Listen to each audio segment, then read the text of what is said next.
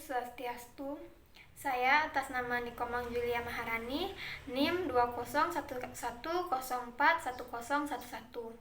Baiklah, di sini saya akan mempresentasikan materi mengenai kelembagaan pendidikan anak usia dini. Langsung saja saya mulai. Kelembagaan pendidikan anak usia dini di Indonesia memiliki peran yang penting dalam memacu peningkatan angka partisipasi anak usia dini yang mengikuti layanan pendidikan anak usia dini. Lembaga anak usia dini tersebar di berbagai lingkungan pendidikan, mulai dari pendidikan informal, formal, maupun non-formal. Partisipasi masyarakat dalam mendukung program pengembangan anak usia dini sekarang ini semakin baik. Karena pada dasarnya sudah banyak lembaga pendidikan anak usia dini yang terdiri atas dasar kebutuhan masyarakat. Pengetahuan tentang kelembagaan PAUD akan menjadi sinergi yang baik antar lembaga, sehingga misi untuk mengembangkan PAUD yang unggul di Indonesia dapat terwujud. Lembaga pendidikan anak usia dini adalah suatu lembaga yang memberikan layanan pengasuhan, pendidikan, dan pengembangan bagi anak lahir sampai 6 tahun atau 6 sampai 8 tahun, baik yang diselenggarakan oleh instansi pemerintah dan non-pemerintah. Nah, kegiatan pendidikan seharusnya disusun dalam rencana kegiatan pendidikan diarahkan pada peran pendidikan anak usia dini, yaitu yang pertama, pendidikan sebagai proses belajar dalam diri anak. Yang kedua, pendidikan sebagai proses sosialisasi. Dan yang ketiga, pendidikan sebagai proses pembentukan kerjasama peran. Keberadaan lembaga pendidikan anak usia dini diatur oleh Undang-Undang RI nomor 20 tahun 2003 tentang Sistem Pendidikan Nasional.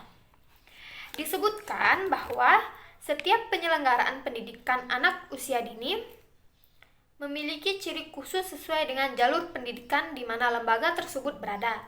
Dalam Undang-Undang RI nomor 20 tahun 2003 pada bab 6 pasal 28 menyatakan bahwa 1.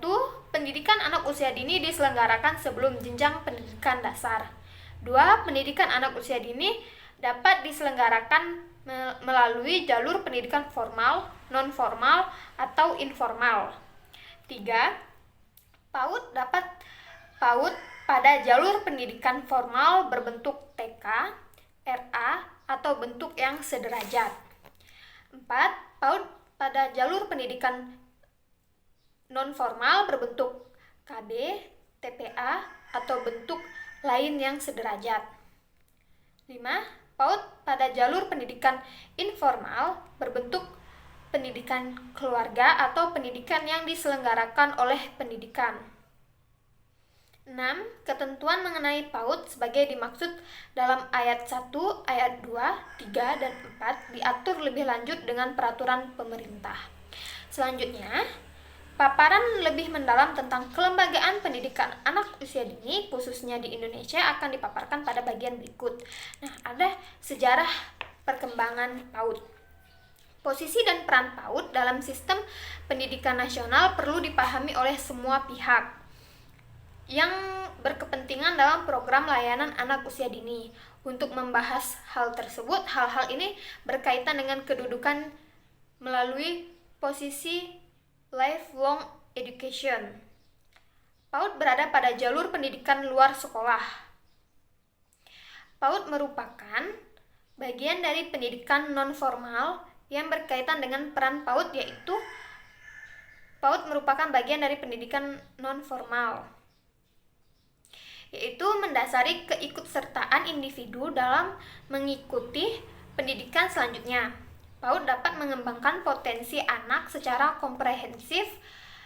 Dari kajian tersebut diharapkan dapat mempertegas dan merancang program PAUD yang benar-benar potensial dalam pembentukan sumber daya manusia pada umumnya.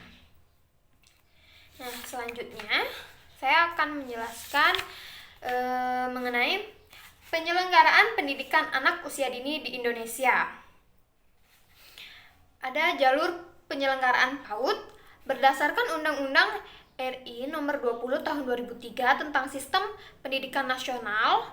Yang dimaksud dengan pendidikan anak usia dini adalah suatu upaya pembinaan yang ditujukan kepada anak sejak lahir sampai dengan usia 6 tahun yang dilakukan melalui pemberian rangsangan pendidikan untuk membantu pertumbuhan dan perkembangan jasmani dan rohani agar anak memiliki kesiapan dalam memasuki pendidikan lebih lanjut.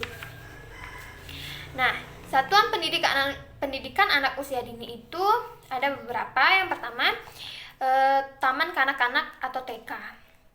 Pengertian TK adalah salah satu bentuk satuan pendidikan bagi anak usia dini pada jalur pendidikan formal yang penyelenggaraan program pendidikan bagi anak usia 4 tahun sampai 6 tahun. Sasaran pendidikan TK adalah anak usia 4 sampai 6 tahun yang dibagi ke dalam 2 kelompok belajar berdasarkan usia, yaitu kelompok A untuk usia 4 sampai 5 tahun dan kelompok B untuk anak usia 5 sampai 6 tahun. Layanan program TK dilaksanakan minimal 6 hari dalam seminggu dengan jam layanan minimal 2 jam per hari atau 2,5 jam per hari. Jumlah layanan dalam 1 tahun minimal 160 hari atau 34 minggu. Yang kedua adalah kelompok bermain. Kelompok bermain adalah salah satu bentuk PAUD pada jalur pendidikan non-formal yang menyelenggarakan program pendidikan sekaligus program kesejahteraan bagi anak usia dini usia 2 sampai dengan 4 tahun. Tujuan penyelenggaraan kelompok belajar atau KB bertujuan untuk menyediakan pelayanan pendidikan, gizi, dan kesehatan anak secara holistik dan mengoptimalkan tumbuh kembang anak sesuai dengan potensi anak yang dilaksanakan sambil bermain. Peserta didik di KB memprioritaskan bagi anak usia 2 sampai 2 tahun dengan jumlah anak sekurang-kurangnya 10 anak. Selain daripada itu, anak usia 5 sampai 6 tahun yang karena sesuatu hal atau terpaksa tidak mendapat kesempatan terlayani di lembaga PAUD formal dapat dilayani di kelompok bermain dengan jumlah minimal 10 anak. Nah, yang ketiga itu ada Taman Penitipan Anak atau TPA.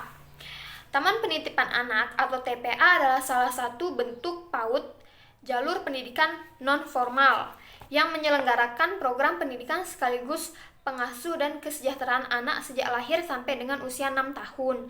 Atau dengan perkataan lain, Taman Penitipan Anak adalah wahana pendidikan dan pembinaan kesejahteraan anak yang berfungsi sebagai pengganti keluarga untuk jangka waktu tertentu selama orang tuanya berhalangan atau tidak memiliki waktu yang cukup dalam mengasuh anaknya karena bekerja atau sebab lainnya. Nah, yang keempat ada pos PAUD sebagai salah satu satuan PAUD sejenis. Peserta didik di pos PAUD adalah anak usia 0 sampai 6 tahun yang tidak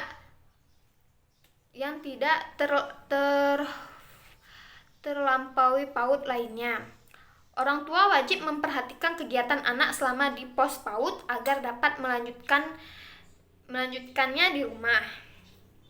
Pendidik pos PAUD dapat disebut kader atau sebutan lain yang sesuai dengan kebiasaan setempat. Jumlah kader PAUD disesuaikan dengan jumlah dan usia anak yang dilayani. Baiklah, itu tadi presentasi dari saya. Jika ada salah kata saya mohon maaf. Saya akhiri dengan para mesanti. Om Santi Santi Santi Om.